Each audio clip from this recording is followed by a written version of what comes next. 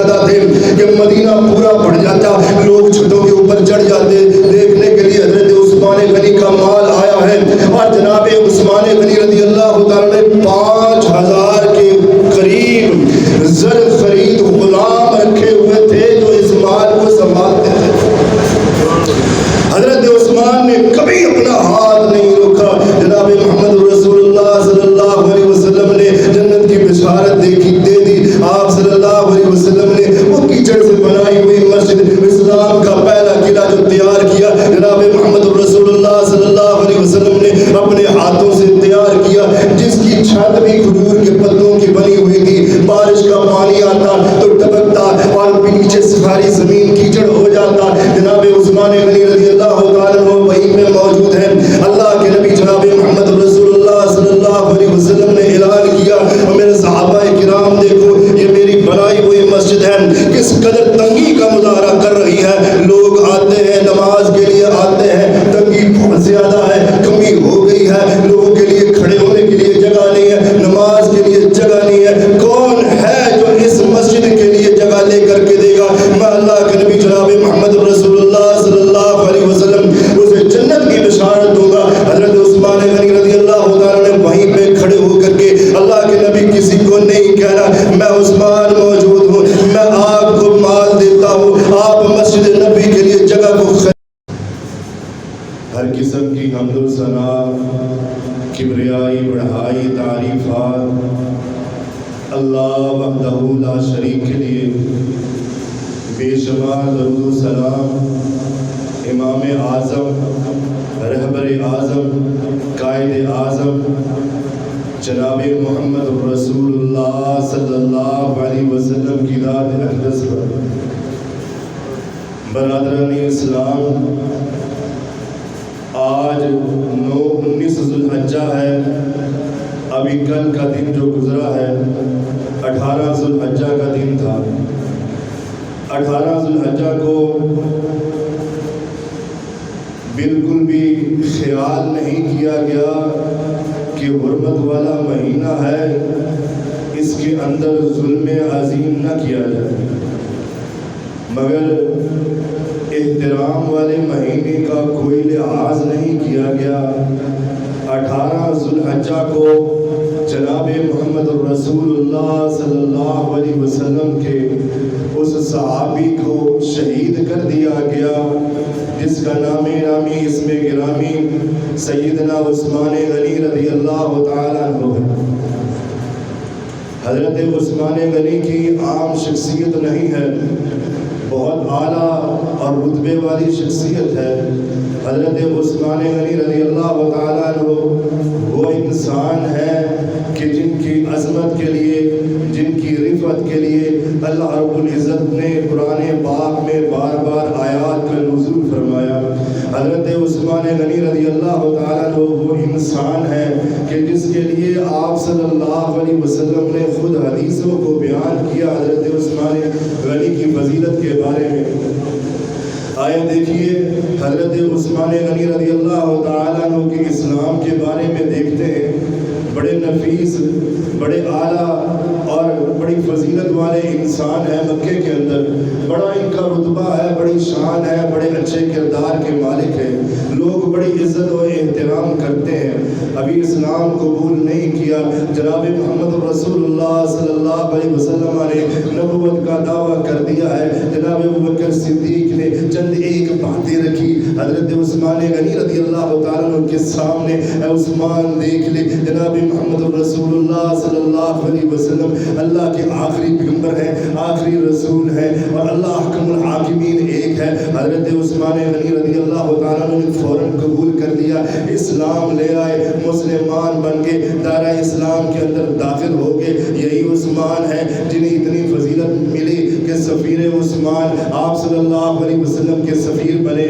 عثمان، حضرت عثمان غنی رضی اللہ تعالیٰ عنہ آپ صلی اللہ علیہ وسلم کے مشیر بھی بنے اور جامع القرآن بھی بنے۔ حضرت عثمان غنی رضی اللہ تعالیٰ عنہ وہ انسان ہے جنہیں ذی النورین کا لقب ملا۔ حضرت عثمان غنی رضی اللہ تعالیٰ عنہ نے آپ صلی اللہ علیہ وسلم کی 140 حدیثوں کو روایت کی، اور ان 140 146 حدیثوں میں سے حضرت عثمان غنی رضی اللہ تعالیٰ عنہ کی 8 حدیثیں ایسی ہیں جو بخاری شریف کے اندر موجود ہیں، اور 5 حدیثیں ایسی ہیں جو مسلم شریف کے اندر موجود ہیں، اور باقی جو حدیثیں ہیں وہ دیگر کتب احادیث کے اندر موجود ہیں۔ اور خود جناب محمد رسول اللہ صلی اللہ علیہ وسلم نے حضرت عثمان غنی رضی اللہ تعالیٰ عنہ کی فضیلت کے بارے میں جو حدیثیں بیان کی ان کی تعداد 20 سے 25 کے قریب۔ بڑی رتبہ، بڑا شان ہے، بڑی فضیلت ہے۔ آخر کیوں ضرورت پیش آتی ہے ان صحابہ کرام کی فضیلت کو بیان کرنے کے لیے؟ اس لیے ضرورت پیش آتی ہے کہ ان کی فضیلت کو اللہ رب العزت نے بیان کیا ہے، اور ہم فدایان محمد رسول اللہ صلی اللہ علیہ وسلم اور اللہ کے نبی کے صحابہ کے دفاع کرنے والے کچھ لوگ ایسے بھی ہیں جو غلیظ زبان کا اختیار کرتے ہوئے صحابہ کرام کے اوپر تبرہ کرتے ہیں، بری بات بولتے ہیں، غلط بات کرتے ہیں۔ ہم نے ان کا نام بالکل بھی نہیں لینا، ہم نے بات کرنی ہے، سیدھی کرنی ہے، کیونکہ اللہ رب العزت نے جو فضیلت کی حضرت عثمان غنی رضی اللہ عنہ کے بارے میں، اور آپ صلی اللہ علیہ وسلم نے جو بات کی ہم نے وہی بیان کرنی ہے۔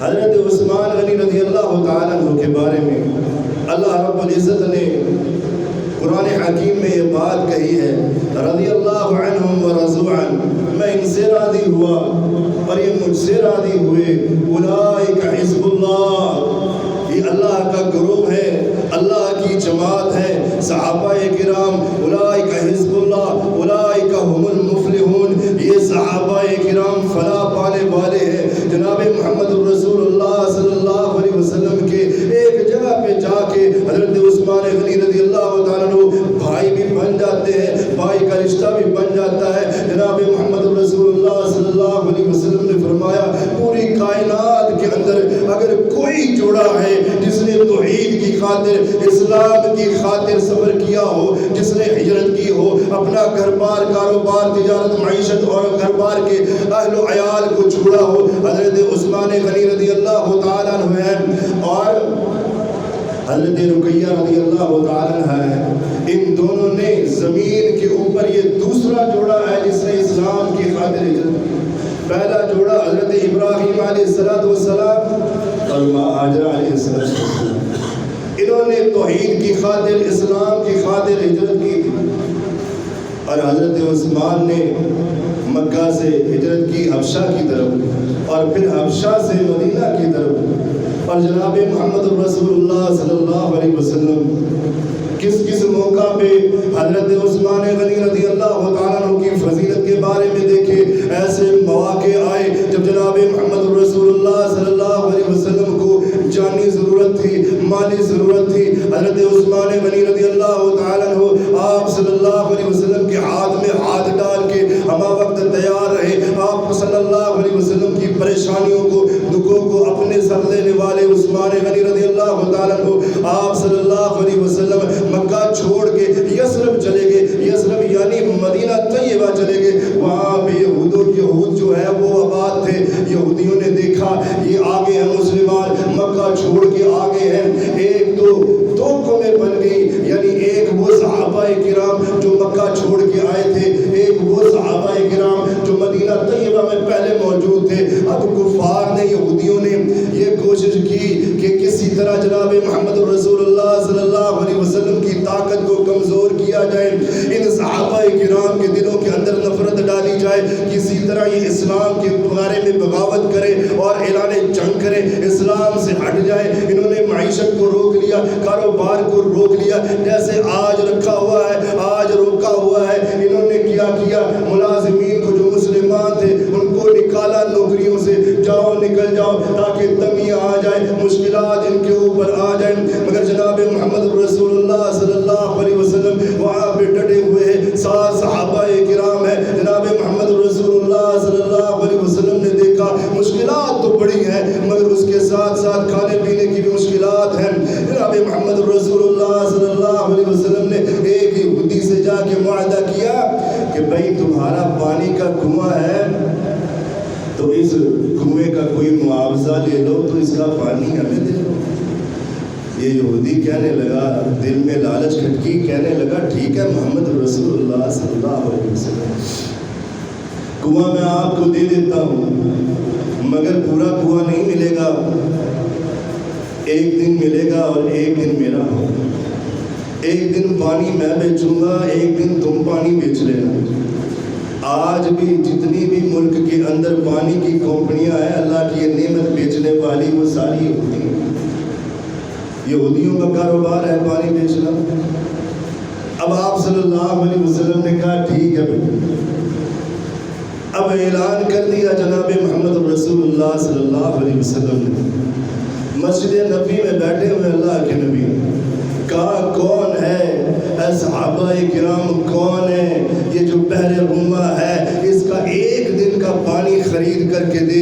میں اللہ کا نبی جناب محمد رسول اللہ صلی اللہ علیہ وسلم ایسے انسان کو حوض کوثر کی بشارت دیتا ہوں، اپنے ہاتھ سے اس کو پانی پلاؤں گا۔ جناب عثمان غنی رضی اللہ تعالیٰ عنہ اسی وقت کھڑے ہوئے، اللہ کے نبی کسی کو کہنے کی کوئی ضرورت نہیں ہے، میں عثمان اکیلا خرید کر کے دوں گا۔ بحر روما کا ایک دن کا پانی خرید کر کے دیا، فوراً خریدا اور جلدی سے دوڑے بھاگے جناب محمد رسول اللہ صلی اللہ علیہ وسلم کی طرف پہنچے۔ کہا اللہ کے نبی میں نے پانی کا کنواں جو ہے وہ خرید لیا ہے ایک دن کے لیے۔ جناب محمد رسول اللہ صلی اللہ علیہ وسلم نے فرمایا اے عثمان ٹھیک ہے، وقف کر دے لوگوں کے لیے پانی پینے کے لیے۔ اللہ کے نبی میں نے کنواں بھی وقف کر دیا، کنویں کا پانی بھی وقف کر دیا، اب وہ بات تو کر دیجئے جس کا وعدہ آپ نے کیا تھا۔ اللہ رب العزت نے حضرت جبرائیل علیہ السلام کو بھیجا، یا جبریل جا کر کے میرے محمد رسول اللہ صلی اللہ علیہ وسلم سے کہہ دے عثمان آیا ہے، مسلمانوں کے لیے کنواں خریدا ہے، کنویں کا پانی خریدا ہے، عثمان کے لیے حوض کوثر نے جنت کی بشارت دو۔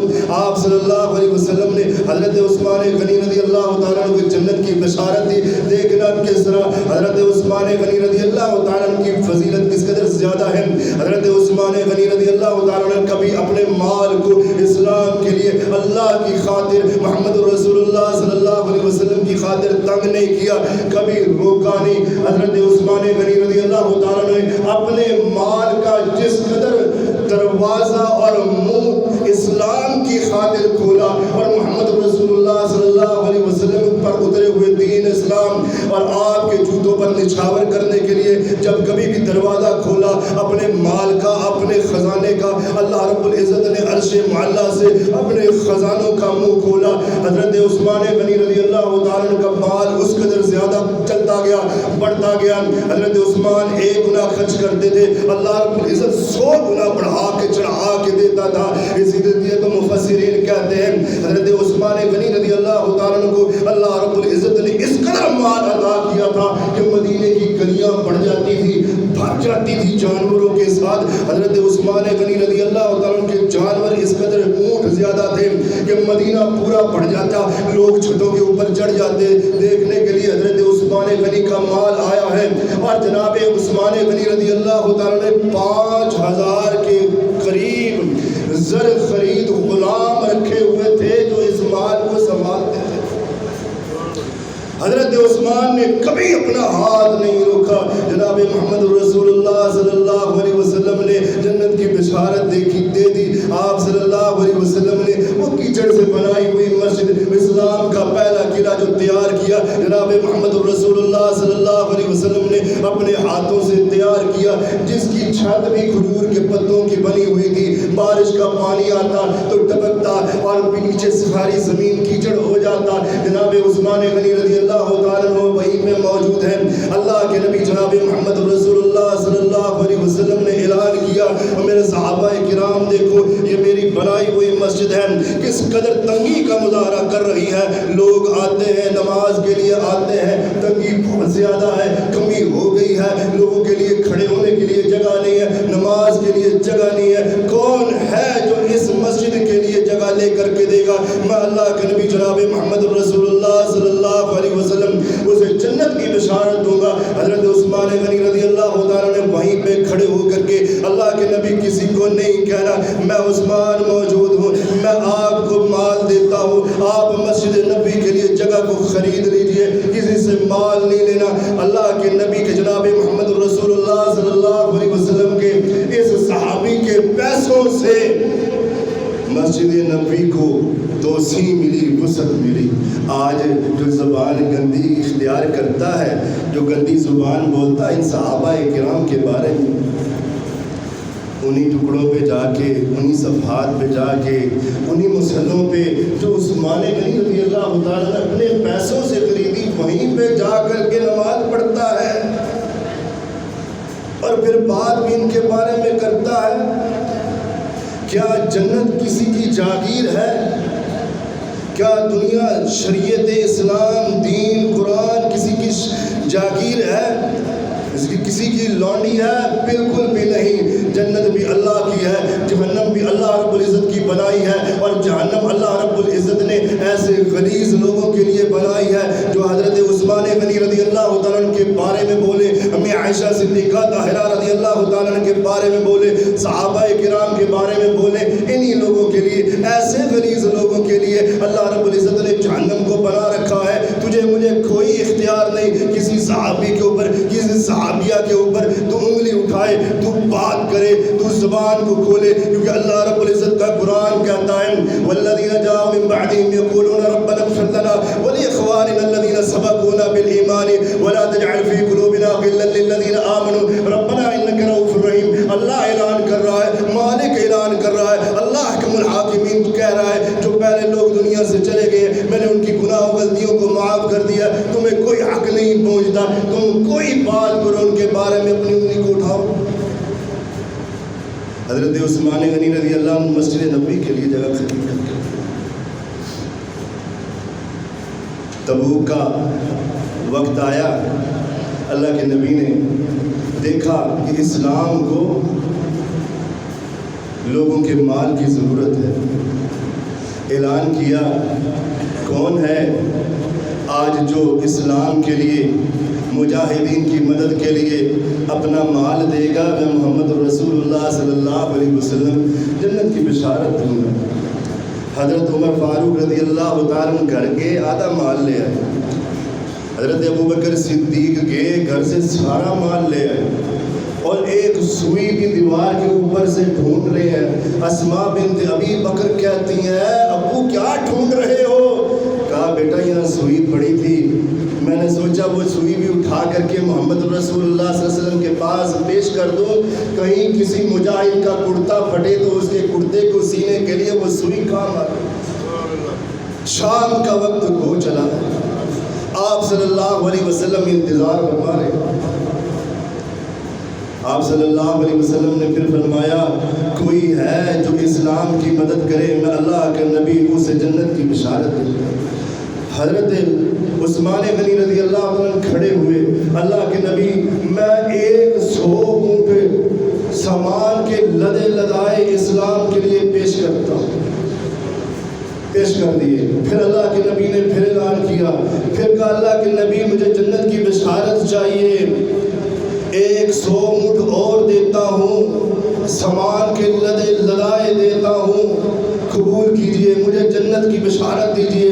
حضرت عثمان غنی رضی اللہ تعالیٰ عنہ نے وہیں پہ کھڑے کھڑے 7 مرتبہ اللہ کے نبی سے جنت کی بشارت لی، اور قاضی سلیمان منصور پوری اپنی سیرت کی کتاب میں یہ بات لکھتے ہیں کہ جناب عثمان غنی رضی اللہ تعالیٰ عنہ نے وہیں پہ کھڑے کھڑے 900 اونٹ سامان کے لدے لدائے جناب محمد رسول اللہ صلی اللہ علیہ وسلم کی جوتے پہ پاؤں پہ نچھاور کر دیے۔ اسلام کی خاطر عثمان اٹھا۔ پھر جب جناب محمد رسول اللہ صلی اللہ علیہ وسلم نے پھر اعلان کیا مال کے لیے، عثمان اٹھے، گھر کی طرف دوڑے، بھاگے، جا کر کے غلاموں کو کہا کھولو یہ تجوری، کھولو اس دروازہ، کھولو اس کے اندر سے الماری سے جو پیسے درہم دینار کو نکالا، سونے کے سکوں کو نکالا، یہ اپنی جھولی کے اندر ڈالا، 1000 کے قریب دینار ڈالے، ایسے لاتے جا رہے ہیں، ہلاتے جا رہے ہیں۔ محمد رسول اللہ صلی اللہ علیہ وسلم نے دور سے دیکھا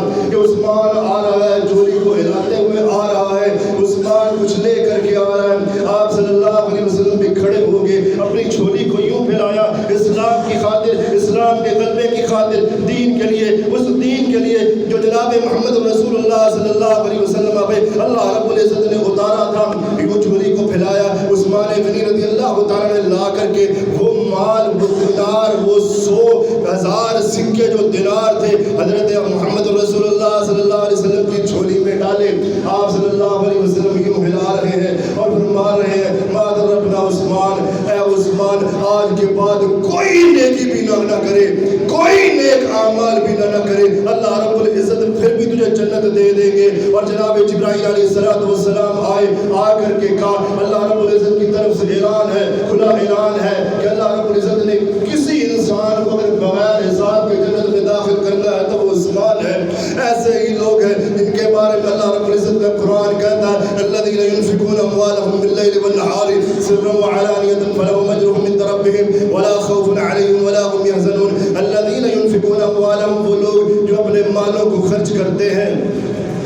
یہاں پہ ہم بھی اعلان کبھی کبھی کر دیتے ہیں، 15 دن کے بعد، مہینے کے بعد اعلان کرتے ہیں، اور اعلان کرنے کے بعد ہم ایسے چاہے کہ اسلام کے لیے ہی کریں، یتیم بچوں کے لیے ہی کریں، مگر اپنے سر کو، اپنی آنکھوں کو پھیرتے ہیں، اپنے سر کو کبھی دائیں گھماتے ہیں شرم کے مارے کہ کبھی کوئی بھائی کہہ نہ دے کہ حافظ صاحب چندے کا اعلان کر رہے ہیں۔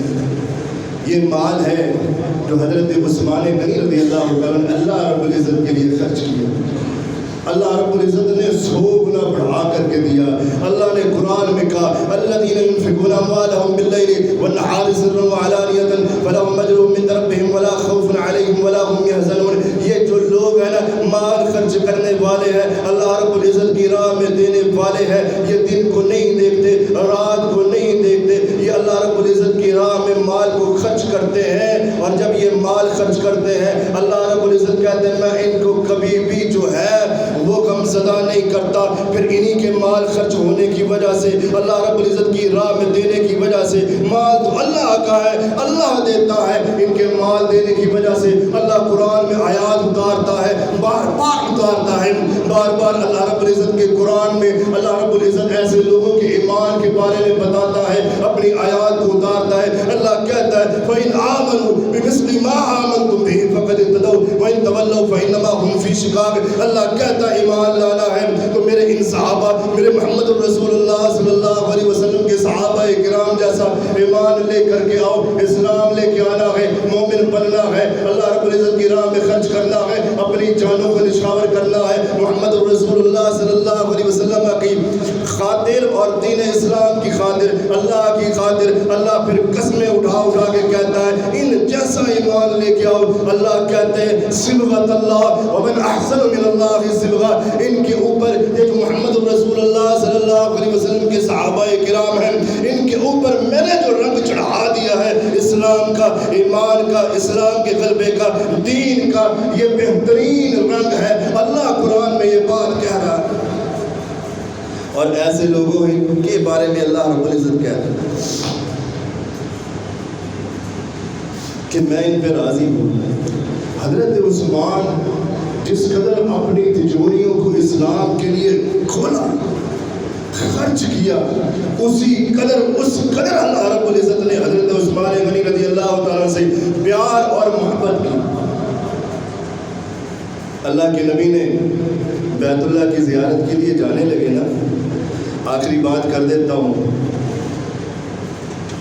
بیت اللہ کی زیارت کے لیے جانے لگے نا تو کافروں نے روکا کہ نہیں آ سکتے، بیت اللہ کو نہیں دیکھ سکتے۔ دیکھنا ذرا عثمان کون ہے معمولی انسان، صحابی ہے اللہ کے نبی کا، مگر رتبہ شان کس قدر زیادہ ہے۔